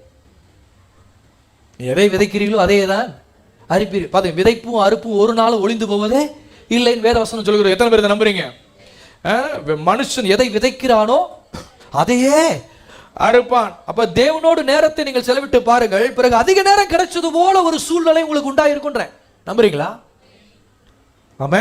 விதைப்பும் அறுப்பும் வெறும் பண விஷயத்துல மட்டும் இல்லைங்க, நேர விஷயத்திலும் அது நீங்க எல்லா விஷயத்திலும் ஒர்க் அவுட் ஆகும். நேர விஷயத்திலும் இது வேலை செய்யும். பண விஷயத்தை மட்டும் நம்ம நினைக்கக்கூடாது. விதைப்பும் அறுப்பும். இப்போ 10,000 ரூபாய் சம்பளம், 1000 ரூபாய் நீங்க எடுத்து தேவனுக்கு நீங்க கொடுத்துட்டு அப்படின்னா மீதம் எவ்வளோ இருக்கும்? இது எவ்வளோ இருக்கும்? 9,000 இருக்கும். சரிங்களா? இப்போ உங்கள் மைண்டு சொல்லுது, என்ன சொல்லுது அப்படின்னா, இப்படி சொல்லுதுன்னு வச்சுக்கோங்களேன். 1000 ரூபாய், இந்த 1000 ரூபாய் தூக்கி கொடுத்துட்டோம்னா நமக்கு இவ்வளோ செலவு இருக்குது, இவ்வளோ காரியம் இருக்குது, இதெல்லாம் எப்படி பண்ணுறது? அடுத்த மாதம் கொடுத்துக்கலாம் அப்படின்னு உங்கள் மைண்டு சொல்லுது. சரிங்களா? அப்புறம் அடுத்த மாதம் வருது, அப்புறம் அதே கணக்கு போடுது உங்கள் மைண்டு. இந்த மாதம் இவ்வளவு தேவைகள் இருக்கிறது, சரி இதெல்லாம் ஒரு 3-4 மாதம் கழிச்சு மொத்தமாக சேர்த்து கொடுத்துக்கலாம் அப்படின்ட்டு உங்கள் மைண்டு கணக்கு போடுது. ஆனால் நம்ம மைண்டு எப்படி கணக்கு போடுது? ஆனால் தேவனுடைய கணக்கு அப்படி கிடையாது. தேவனுடைய கணக்கு எப்படின்னா பாருங்க, ஆண்டவருக்கு கொடுக்கறது என்பது அது ஏதோ ஒரு மேத்தமெட்டிக் கேம் கிடையாது. விளங்கிட்டீங்களா? பாருங்க, 10,000 ரூபாயிலிருந்து ஒரு 1000 ரூபாய் எடுத்து கொடுக்கறதுக்கு அதுக்கு என்ன தேவைப்படுது சொல்லுங்க? அதுக்கு தேவை என்ன? கவனிக்கிறீங்களா எல்லாரும்? 10,000 ரூபாயில இருந்து ஒரு 1000 ரூபாய் எடுத்து கொடுக்கறதுக்கு அதுக்கு தேவை என்ன? அதுக்கு என்ன தேவைப்படுது? விசுவாசம் தேவைப்படுது. 1000 ரூபாய் நீங்க எடுத்து கொடுக்கும்போது, ஆண்டவரே அப்படி கொடுக்கும்போது, ஆண்டவரே நீரே என் ஆதாரமாய் இருக்கிறீர், நீரே என் சோர்ஸ் கர்த்தாவே, நீரே என்னுடைய எல்லா சோர்ஸும் எல்லா நன்மையும் உங்ககிட்ட இருந்து தான் இறங்கி வருது. ஆகவே அப்படின்னு சொல்லி விசுவாசத்தோடு அந்த 1000 ரூபாய் எடுத்து கொண்டு வந்து நீங்க ஆண்டவர் சமுத்திரம் எல்லா நன்மையும் உங்ககிட்ட தான் இறங்கி வருகிறது. இந்த மீதம் 9,000 ரூபாயை வச்சு என் வாழ்க்கையை நான் நடத்த போறது முடியாதுதான். இல்லை, 9,000 ரூபாய் எனக்கு அது எனக்கு இந்த 9,000 ரூபாயில என் வண்டி ஓட போறது இல்லை கர்த்தாவே. இப்போ பாருங்க, கொடுமைக்கு தூரமாவே அப்படின்னு இருக்கு இல்லையா? கொடுமைக்கு தூரமாவேன்னு இருக்குது. இப்போ ஏதோ ஒரு கொடுமை நடந்துருச்சு வரீங்க, 9,000 பத்துமா? ஏதோ திடீர்னு கொடுமை நடந்துருச்சு, 9,000 பத்துமாங்க? 9 லட்சம் கிட்ட எல்லாம் ஆகுது. சூக்கேஸ் நிறைய கொண்டு போக வேண்டி இருக்குது, கை கால் உடைச்சு எதை தேவை நடந்துருச்சுன்னா. அப்போ ஆண்டவர்கிட்ட போகிறோம், ஆண்டவரே இந்த 9,000 வச்சு என் வாழ்க்கை ஓட்ட போகிறது, வண்டி ஓட போகிறது இல்லை. என் வண்டி எப்படி ஓடும்னா உம்முடைய ஆசீர்வாதத்தினாலே, உம்முடைய அளவற்ற அன்பினாலே, முது தயவினாலே, முது மகா பேர் அன்பினாலே, நீர் பொழிந்தெழுகிற ஆசீர்வாதத்தினாலே வண்டி என்ன செய்ய போகுது? ஓட போகுது கர்த்தாவே என்று விசுவாசித்து அந்த மீதம் 9,000 ஓட போகுது நினைச்சல, அதெல்லாம் ஏமாத்துறோம். ஆனால் நீர் தருகிற ஆசீர்வாதத்தினாலே என் வண்டி ஓடும் கர்த்தாவே அப்படின்னு சொல்லி கொடுக்கும்போது என்ன நடக்குது சொல்லுங்க? அந்த 9,000 ஆண்டவர் என்ன பண்றாருன்னா அப்படியே ஸ்ட்ரெச் பண்ணி அப்படியே என்ன சொல்றது, அப்படியே விரிச்சு அகலமாக்கி 90,000 ஆண்டவர் என்ன பண்றாரு? ஒரு ஆக்கி விட்டுறாரு. விலகுதா உங்களுக்கு? அந்த அளவுக்கு, அதாவது ஆக்கி விட்டுறாருன்னா எப்படி ஆக்கி விட்டுறாரு? அவர் ஒன்றும் நோட்டை அச்சடிக்கல, 9,000 அந்த கூட ஒரு சைவர் போட்ட மாதிரி 90,000 அச்சடிச்சு ஒன்று கூட அப்படி இல்லை. அவர் நோட்டை அச்சடிக்கிறது கிடையாது. அவர் என்ன பண்றாரு அப்படின்னா ஒரு பெரிய பிளெஸ்ஸிங்ஸை கொடுக்குறாரு, ஒரு ஆசீர்வாதத்தை கொடுக்குறாரு, ஒரு பலத்தை என்ன செய்யறாருங்க அனுப்புறாரு. பாருங்க எப்படி சில பேர்லாம் வண்டி எப்படி ஓடுது பாருங்க. சில பேர் குறைஞ்ச சம்பளம் தான் வாங்குவாங்க, ஆனால் ரொம்ப ஆசீர்வாதமாக வாழ்ந்துட்டு இருப்பாங்க. எத்தனை பேர் பார்த்துருக்கீங்க? அப்படி பார்த்தது இல்லையோ? குறைஞ்ச சம்பளம் தான் வாங்குவாங்க பாருங்க. அவ்வளவு ஆசீர்வாதமாக எல்லாவற்றையும் அவங்க நகையை வாங்குவாங்க, லேண்டை வாங்குவாங்க, வீடை வாங்குவாங்க, அதை திருப்புவாங்க, இதை பண்ணுவாங்க, ஊழியத்துக்கு உதவி பண்ணுவாங்க. குறைஞ்ச சம்பளம் தான். ஆனால் இதெல்லாம் என்னதுங்க? இதெல்லாம் என்னது? பெரிய பிளெஸ்ஸிங். இதெல்லாம் என்னது? ஆண்டவர் கொடுக்குற ஒரு பெரிய ஒரு ஆசீர்வாதம் பாருங்க. ஆனால் சில பேர் இருக்கிறாங்க, நல்ல வேலைகள் இருப்பாங்க, கை நிறைய சம்பாத்தியம் பண்ணுவாங்க, ஆனால் பத்தலைன்னே என்ன செஞ்சுட்டு இருப்பாங்க, சொல்லிட்டு இருப்பாங்க. ஏன் அப்படின்னா, ஏன் அந்த மாதிரி அப்படின்னா, விசுவாசத்தை இன்னும் என்ன செய்யல, அவங்க ஆப்ரேட் பண்ணலை. வேற ஒன்றும் இல்லை, விசுவாசத்தை இன்னும் செயல்படுத்தவே இல்லைன்னு தான் அர்த்தம் பாருங்க.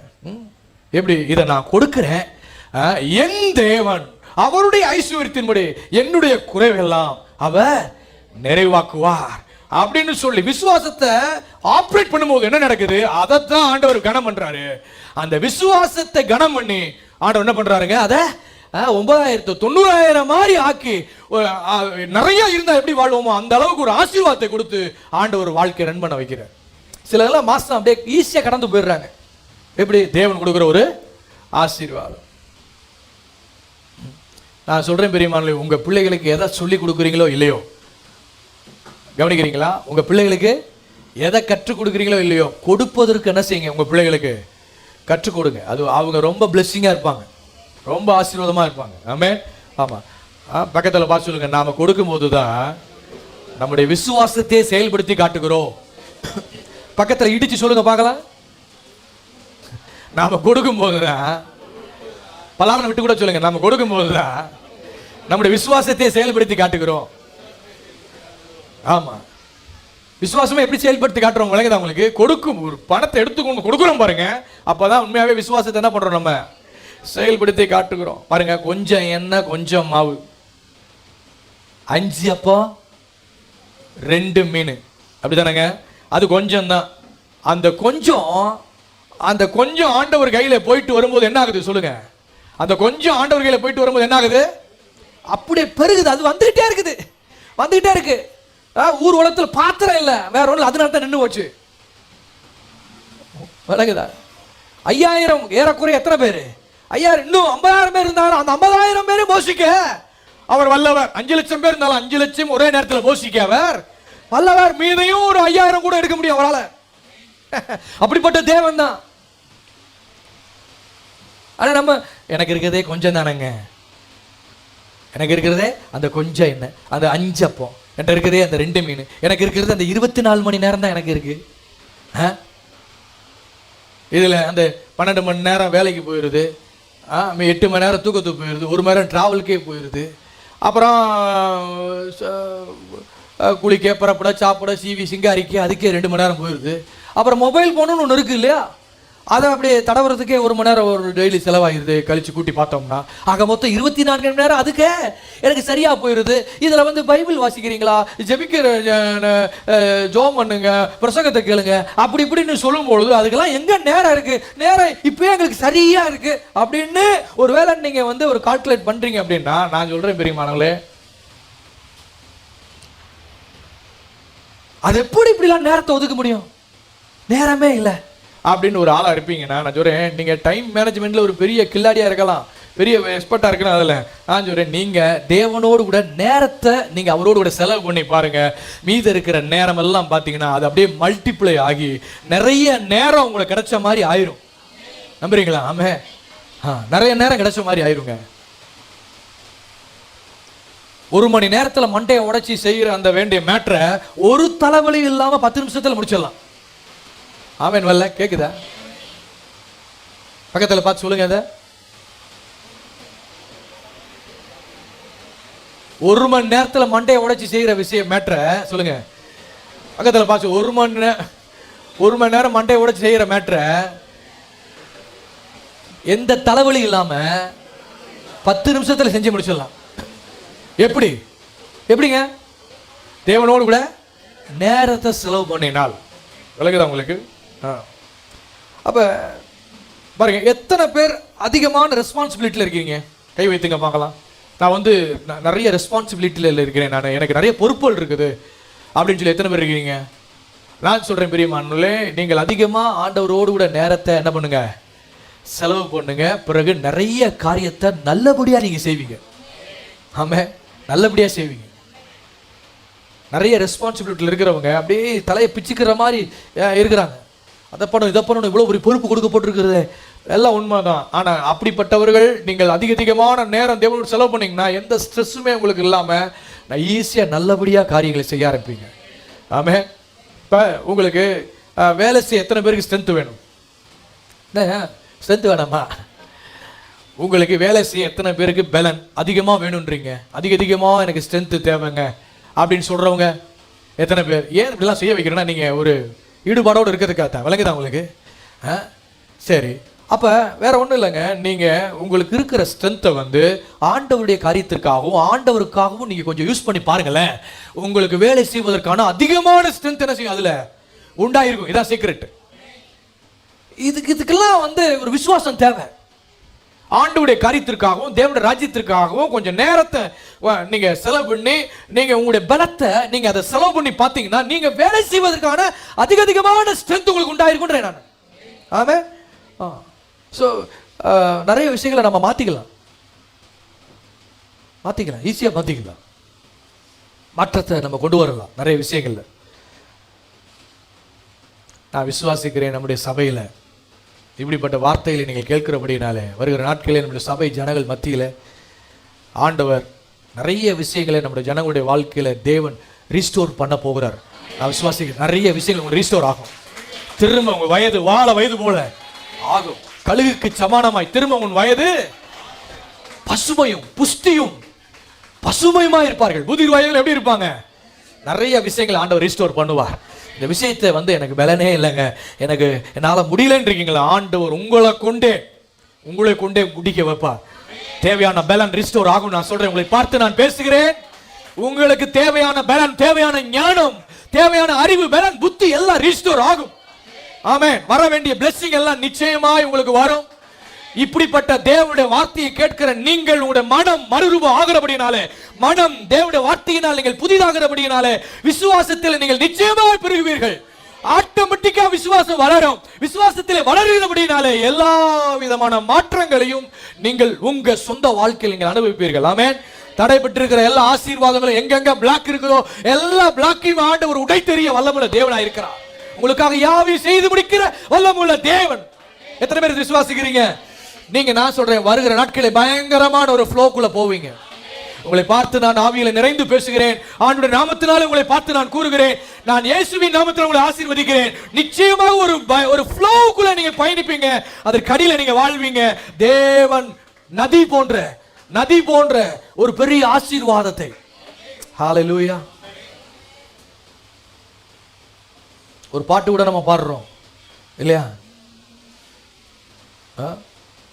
தண்ணீர் நிறைந்த தேவநதியால் செழிக்க பண்ணுகிறீர். இந்த மாதிரி எல்லாரும் பாடுங்க. தண்ணீர் நிறைந்த தேவநதியால் செழிக்க பண்ணுகிறீர். அப்படியே உங்க வாழ்க்கையில் நடக்கும். ஆமென். இந்த ஃப்ளோக்குள்ள ஆண்டவர் உங்களை நடத்தி செல்வார். ஆமென். இழந்த காலத்தின் நேரத்தின் நீங்க வென்று எடுப்பீங்க. ஆமென். எத்தனை பேர் இதை விசுவாசிக்கிறீங்க? நான் இதை விசுவாசிக்கிறேன். 400 வருஷ காலமாய் எகிப்து தேசத்திலே அடிமையாய் வாழ்ந்த இஸ்ரவேல் ஜனம் சம்பளமே இல்லாம வாழ்ந்தாங்க. 400 வருஷமா. ஒரே நைட்டு ஒரு நைட்ல ஆண்டவர் 400 வருஷம் இருக்கிற சம்பளத்தை ஆண்டவர் ஒரு நைட்ல டிரான்ஸ்ஃபர் பண்ணிட்டார். நடந்துச்சா இல்லையா? தேவனால் கூடாத காரியம் ஒன்றுமே இல்லை. நான் சொல்றேன், உங்களை பார்த்து சொல்றேன், நீங்கள் இழந்த அத்தனை நன்மைகளையும் ஒரே நாள்ல நீங்கள் திருப்பிக் கொள்ளும்படியாக சகல நன்மைகள் உங்களுக்கு நேராக ஆண்டவர் வர செய்வார். நான் விசுவாசிக்கிறேன். ஆமென். காலம் எதையெல்லாம் உங்க வாழ்க்கையிலிருந்து பறித்து கொண்டு போனதோ, காலம் எதையெல்லாம் உங்க கிட்ட வரவிடாம நன்மைகளை தடுத்து நிறுத்தினதோ, சகலவற்றையும் நீங்கள் திருப்பிக் கொள்வீர்கள். ஆமென். கரங்களை மேல உயர்த்தி தட்டி ஆண்டவருக்கு நன்றி செலுத்தி ரிசீவ் பண்ணுவோம். தேங்க்யூ. நம்புறோம்ப்பா. இதை நான் விசுவாசிக்கிறேன். இது அப்படியே வாழ்க்கையில நடக்க போறதுக்காக நன்றி. ஹalleluya. ஒரு நாட்களுக்கு தக்கதாய் உங்கள் பலன் இருக்கும். பக்கத்துல பார்த்து சொல்லுங்க, உங்கள் கண்ணை பார்த்து சொல்லுங்க, உங்க நாட்களுக்கு தக்கதாய் உங்கள் பலன் இருக்கும். எத்தனை பேர் விசுவாசிக்கிறீங்க? ஆமென். வயசாயிடுச்சு எல்லாத்துக்கும் நடக்கிறதான இந்த சோழியர் கூட பாருங்க. இங்க வர்ற விசுவாச வார்த்தை சபையில வந்துட்டு இந்த மாதிரி வார்த்தை வரவே கூடாது. இன்னும் அப்படியே பேசிட்டு இருக்கீங்க அப்படின்னா நீங்க எதுக்கடியில் வாழ்ந்துட்டு இருக்கீங்க? SUN SON இல்ல, எதுக்கடியில் வாழ்றீங்க? இங்க வர்ற ஆள்கள் ரொம்ப தெளிவா இருக்கணும். எல்லாம் சொல்லுங்க SON. அது கீழே வாழ்ற நீங்க எப்படி இருக்கணும் பாத்தீங்களா? வயசு இந்த பேச்சே வரக்கூடாது. வயசான உண்மைதாங்க, அதுக்கு மறுப்பு சொல்லவில்லை. ஆனா என்ன ஆகுது உங்களுக்குள்ள? திரும்ப அதை பேசிக்கிட்டே இருக்கணும், ஜீவனை பேசிக்கிட்டே இருக்கணும், சுகத்தை பேசிக்கிட்டே இருக்கணும், ஆரோக்கியத்தை பேசிக்கிட்டே இருங்க. உங்க பிள்ளைய மேல, உங்க பெற்றோர் மேல, உங்க கணவன் மேல, உங்க மனைவி மேல, உங்க சமுதாயத்தின் மேல சுகத்தையும் ஆசீர்வாதத்தையும் ஜீவனையும் கட்டளையிட்டு கொண்டே இருக்கணும், பேசிக்கிட்டே இருக்கணும், அவுத்து விட்டுட்டே இருக்கணும், ஆசீர்வதிச்சுட்டே இருக்கணும். நீங்க என்ன சொல்றீங்களோ ஒரு நாள் அது நடந்தே இருக்கும். விசுவாசிக்கிறீங்களா? ஆமென். இன்னைக்கு நான் உங்களை பார்த்து இன்னைக்கு பேசுறேன் அப்படின்னா நிச்சயம் என் கண்களால தான் நான் பார்ப்பேன். ஆமென். நான் நம்புறேன். எத்தனை பேர் நீங்க விசுவாசிக்கிறீங்க? ஆமென். சோ நீங்க என்ன சொல்ல வரீங்க? சோ காலத்திற்காக நீ காத்திருக்காதீங்க. ஒரு விசுவாசி காலத்திற்காக காத்திருக்கவே கிடையாது, கர்த்தருக்காக காத்திருக்கிறவன் விசுவாசி. நீங்க காலத்துக்கு காத்திருக்கீங்களா? கர்த்தருக்கு காத்திருக்கீங்களா? காலத்துக்கு நீங்கள் காத்திருக்கீங்களா? நீங்கள் சோர்வடைந்து போவீர்கள், உங்களுக்குள்ள ஸ்ட்ரெஸ் உண்டாயிருக்கும், உங்களுக்குள்ள எரிச்சல் உண்டாயிருக்கும். காலத்திற்காக நீங்கள் காத்திருப்பீர்களானால், நீங்கள் கர்த்தருக்கு காத்திருப்பீர்களானால், ஏசாயா 40:31 சொல்கிறது, கர்த்தருக்கு காத்திருக்கிறவர்களோ சத்தமா சத்தமா சொல்லுங்க, காலத்திற்கு அல்ல கர்த்தருக்கு காத்திருக்கிறவர்களோ புது பலன் அடைந்து கழுகுகளை சட்டைகளை விரித்து, அப்படிதான் சொல்லப்பட்டு, புது பலன் அடைந்து கழுகுகளை போல சட்டைகளை அடித்து எழும்புவார்கள். அவர்கள் ஓடினாலும் சொல்லுங்க, இளைப்பட நடந்தாலும், அவள் ஓடினாலும் சொல்லுங்க, இளைப்பட நடந்தாலும் சோர்வடையார்கள். ஆமென். கர்த்தருக்கு காத்திருக்கிறீங்க அப்படின்னா நீங்க சோர்வடைய மாட்டீங்க. ஆமென். எத்தனை பேர் விசுவாசிக்கிறீங்க? நீங்க சோர்வு அடைகிறீங்கன்னா நீங்க காலத்துக்கு காத்திருக்கிறீங்களா அல்லது கர்த்தருக்கு காத்திருக்கீங்களா என்பதை பாருங்க, செக் பண்ணி பாருங்க. இன்னைக்கு காலத்திற்கு காத்திருக்கிறவர்கள் சோர்வு, ஸ்ட்ரெஸ், எரிச்சல், என்ன இன்னும் நடக்கலாம் இன்னும் அப்படியே தான் இருப்பாங்க. ஆனா கர்த்தருக்காக காத்திருக்கிறவர்கள் இன்னைக்கு உங்க மனம் புதிதாகுது, நான் விசுவாசிக்கிறேன். ஆமென். இன்னைக்கு ஒரு கிளாரிட்டி வந்துருச்சுனாலே அடுத்து அற்புதம் தாங்க, அடுத்து எல்லாம் நடக்க ஆரம்பிச்சிருங்க. நமக்குள்ள கிளாரிட்டி வர்றதுதான் முக்கியம். ஆமென். இந்த தெளிவு வந்துருச்சு, இந்த விசுவாசத்துக்குள்ள நீங்க போயிட்டீங்க அப்படின்னா உங்க மனது அமைதி, உங்க உங்க ஒரு பெரிய ஒரு சந்தோஷத்துக்குள்ள பயணிப்பீங்க. அது அப்படியே நடக்கும் காரியங்கள்லாம். இன்னைக்கு உங்களை செக் பண்ணுங்க, நீங்க சோர்வா இருக்கீங்களா? எப்படி இருக்கீங்க? யாருக்கு காத்திருக்கணும்? ஒரு விசுவாசி, நான் சொல்றேன், கர்த்தருக்காக காத்திருக்கணும். எந்தெந்த ஏரியாவில் நீங்க காலத்திற்காக காத்திருக்கிறீங்க, எந்தெந்த ஏரியாவில் கர்த்தருக்காக காத்திருக்கீங்கன்றதை இன்னைக்கு நீங்க செக் பண்ணி இன்னைக்கு முடிவு பண்ணி அதை ஒழிச்சு கட்டாம இதை விட்டு போகக்கூடாது. நீங்க மழை வேற இன்னைக்கு மாட்டிக்கிட்டீங்க. நீங்க எல்லாம் கரெக்டா நோவா பேலக்குள்ள வந்த மாதிரி வந்தாச்சு பாத்தீங்களா? இதை கேட்கறதுக்காகத்தான். ஆமென். காலங்கள் இன்றைக்கு உங்க காலுக்கடியில வரட்டும்ன்றேன் நான். பக்கத்துல பார்த்து சொல்லுங்க, பலாரனை விட்டு கூட சொல்லுங்க, காலங்கள் இன்றைக்கு உங்க காலுக்கடியில வரட்டும். ஆமா, ஏன் இதெல்லாம் சொல்றேன்னா, அப்படியே கேட்டு கேட்டு அப்படியே சிலர் என்ன உரைச்சி சத்தமா பேசினாலும் தூங்குறவங்க இருக்காங்க. அதுலயும் தூங்கி மடார்னு விழுகிறவங்கள இருக்கு. அதனாலதான் அடிச்சு சொல்ல வைக்கிறேன். தடவி சொல்லிடுறாரு, இன்னும் கொஞ்சம் தூங்கிடுவேன் மழைக்கு. அதுக்கும் நல்லா சொல்லுங்க பார்க்கலாம், கொஞ்சம் லைட்டா. காலங்கள் இன்றைக்கு கண்ணா உங்க காலுக்கடியில் வரட்டும்.